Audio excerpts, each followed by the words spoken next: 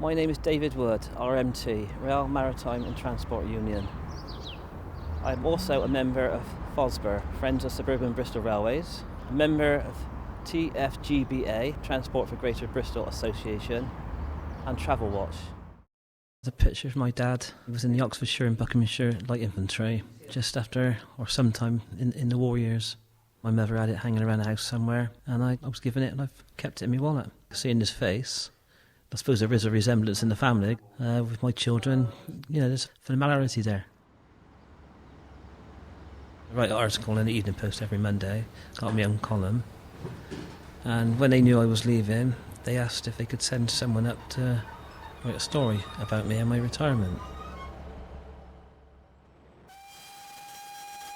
It all goes back to when I was a young boy at St Anne's Station, going down there in school summer holidays. Get out to a bit of mischief down there.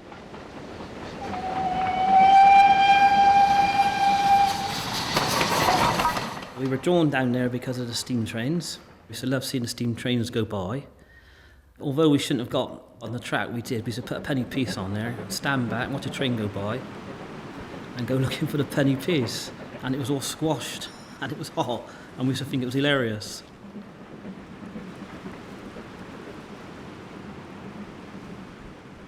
I had a few jobs, and a mechanic was one, and I'd done that for a few years.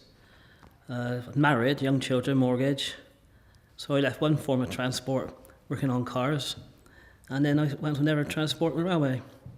Uncle Ron worked on the railways, and he said, if you want a job on the railway, if you go down to Temple Meads and see two supervisors, he said, you might get a job. So I went down and seen the supervisors, and they offered me a job working in the gangs on the railway.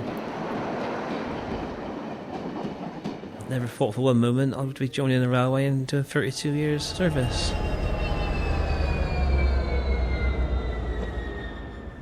I just got to know it, especially starting off younger on the railway. I've walked it so many times, I don't think there hasn't been a place on there I haven't been, to be honest. And people do want the railways reopened, more stations and disused lines like Portishead. St Anne's Station was knocked down in 1970. And they knocked down a lot of other stations. If they kept them, they'd have to pay rates on them. People were using their cars more than ever. They decided to knock stations down. To the right of me you can see a disused railway line, which is the carriage line. This line needs to go back in. It will free up train capacity and get more trains on the local network. By freeing up train capacity, we should be able to get a 30-minute service to all stations in the Greater Bristol area. You know, I'd like really to sort of reincarnate with some of these people and sort of like ask them what they was doing, because it was so silly. The wheels turned 360 degrees and it's come back, and now they're realising all these closed stations and these lines they get rid of, you know, they're needed because the roads are so gridlocked. There's too many cars on the road.